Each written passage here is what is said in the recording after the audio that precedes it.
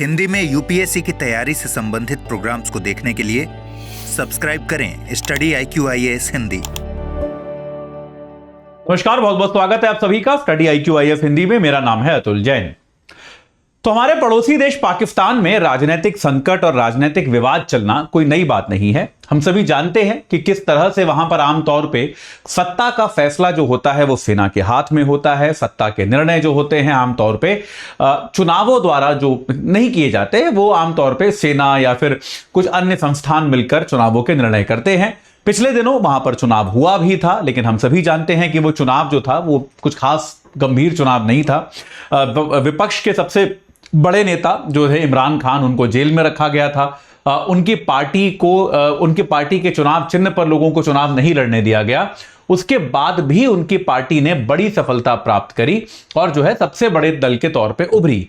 लेकिन तब भी यह तय था कि पाकिस्तान में इमरान खान की सरकार नहीं बनने दी जाएगी, और वही हुआ। इमरान खान अब भी जेल में है और कई सारे अलग अलग तरह के मुकदमे उन पर किए गए हैं और पाकिस्तान में शहबाज शरीफ साहब की सरकार चल रही है। तो अब आपको लगता है कि भाई ऐसा अगर प्रतीत होता है कि चलिए भाई शहबाज शरीफ की सरकार बन गई और इमरान खान जो है एक तरह से उनको सरकार नहीं बनाने दी गई, यहां पर यह बात खत्म हो जाएगी, तो यहां पर यह बात खत्म नहीं हो रही है। पाकिस्तान की सरकार ने आज घोषणा करी है अब से कुछ देर पहले कि वो इमरान खान की जो तहरीके इंसाफ पार्टी है उस पर प्रतिबंध लगाएगी।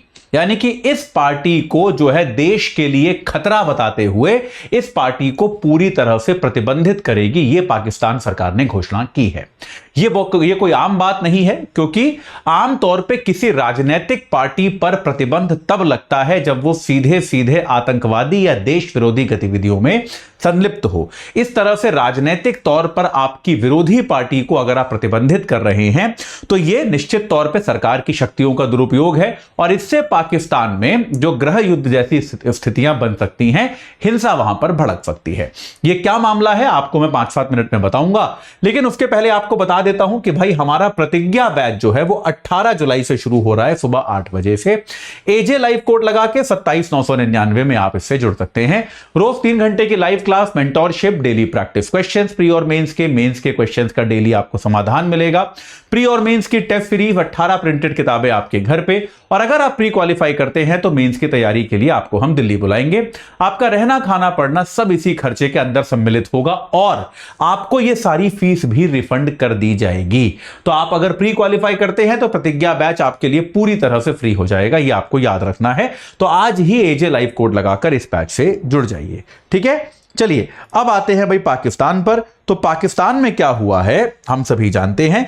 पाकिस्तान में अलग अलग प्रकार के मामलों के कारण जो है इमरान खान साहब को जेल में बंद करके रखा गया है।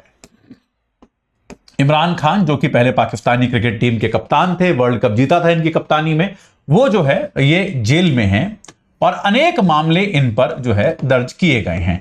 जैसे एक जो था, एक अमेरिका के दूतावास से आया हुआ एक गोपनीय पत्र को लीक करने का अधिकार इनके पास है। यह बड़ा इंटरेस्टिंग मामला है। इसमें उन्होंने क्या किया, इमरान खान साहब एक रैली में आए और उन्होंने उस रैली में कागज निकाल के लोगों को ऐसे दूर से दिखाया कि ये देखिए मेरे पास एक सीक्रेट डॉक्यूमेंट है। उस डॉक्यूमेंट में ऐसा लिखा है कि किस तरह से अमेरिका जो है वो मेरी सरकार गिराना चाहता है। अब ये डॉक्यूमेंट असली था नकली था किसी को नहीं पता, या फिर ये डॉक्यूमेंट जो है ये मतलब इसमें क्या लिखा था क्या नहीं लिखा था, ये उनके पास कहां से आया किसी को नहीं पता।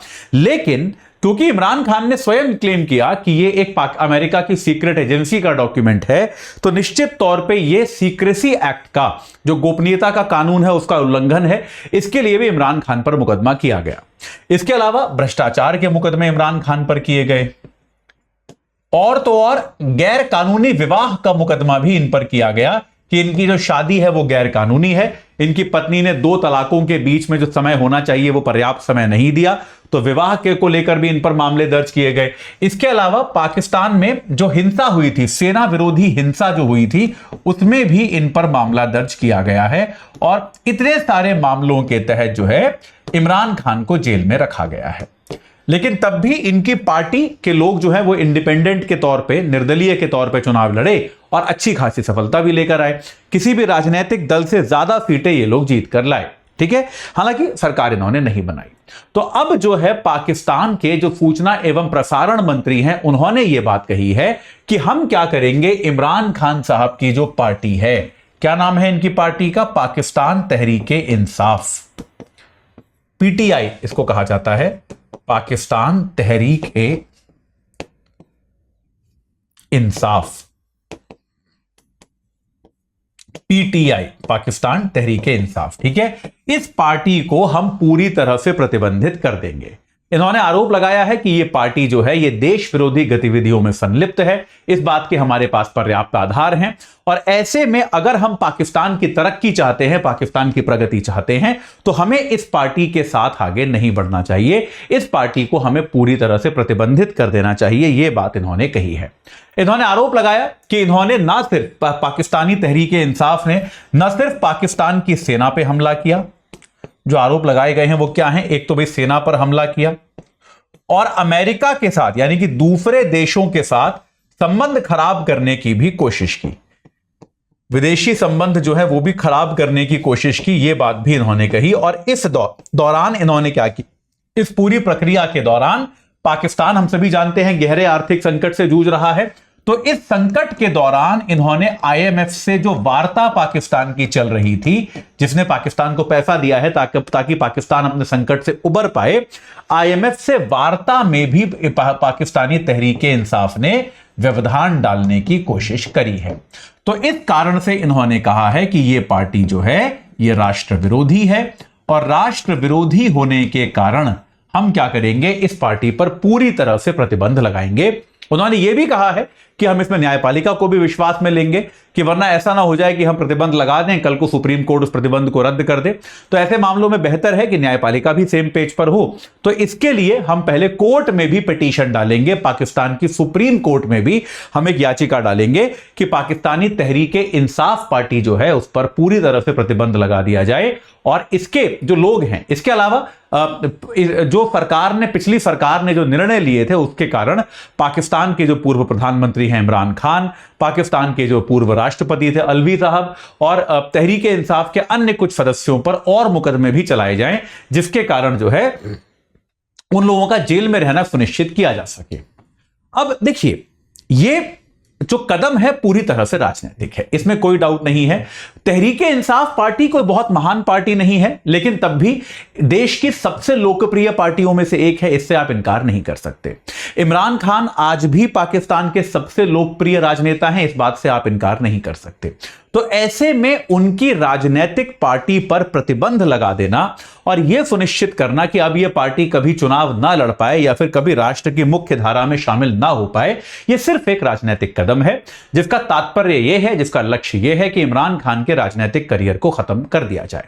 अब इस प्रकार की राजनीति होती है, यह बात सही है कि यह राजनीति जो है वो हो सकती है, की जा सकती है, लेकिन पाकिस्तान में अभी भी इमरान खान साहब और उनकी पार्टी का बड़ा समर्थन मौजूद है।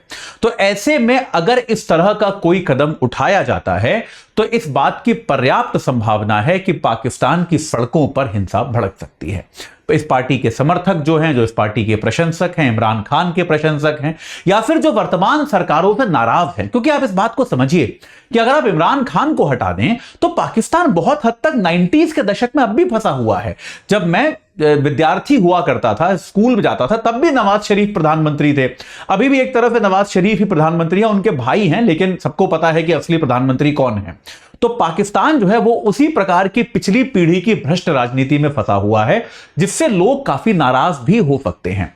तो ये जो एक कदम है पाकिस्तान में तहरीके इंसाफ पार्टी को बैन करने का, ये जो नया कवायद वहां की सरकार ने उठाई है, ये कोई बहुत उचित प्रतीत नहीं होती और पाकिस्तान की शांति और स्थायित्व को इससे बड़ा खतरा हो सकता है। तो मैं हम सभी आशा कर सकते हैं कि शायद, और देखिए, एक टूटा फूटा विघटित खतरनाक पड़ोस जो है वो किसी भी देश के हित में नहीं होता। तो भारत के भी हित में यह है कि पाकिस्तान वहां किसी गृह युद्ध से बचा रहे। तो यह बात स्पष्ट है। तो हम सभी ये चाहेंगे कि सरकार को बेहतर समझ आए और वो अब जो राजनीतिक लड़ाई जो लड़नी है वो चुनावों के जरिए लड़े, इस प्रकार के पार्टियों को प्रतिबंधित करके वहां पर चुनावी लड़ाई ना लड़ी जाए। आगे इसमें जो भी होगा वो मैं आपको निश्चित तौर पे बताऊंगा। अभी के लिए इतना ही है। तो आपको एक बार जाते जाते फिर बता दूं, प्रतिज्ञा बैच 18 तारीख से शुरू हो रहा है सुबह 8 बजे से। एजे लाइव कोड लगाना है, 27,999 में जुड़ जाना है। तो भाई आपको जो P2I की सुविधाएं मिलती थी वो तो सारी है ही हैं। साथ के साथ अगर आप प्री क्लियर करोगे तो आपकी पूरी फीस रिफंड हो जाएगी, आपके लिए कोर्स फ्री हो जाएगा। ठीक है, तो बिल्कुल देर मत कीजिए, आज ही इस बैच से जुड़िए और अपनी तैयारी को एक सही आकार प्रदान कीजिए। इस चर्चा से जुड़ने के लिए आप सभी का बहुत बहुत धन्यवाद। हिंदी में यूपीएससी की तैयारी से संबंधित प्रोग्राम्स को देखने के लिए सब्सक्राइब करें स्टडी IQ IAS हिंदी।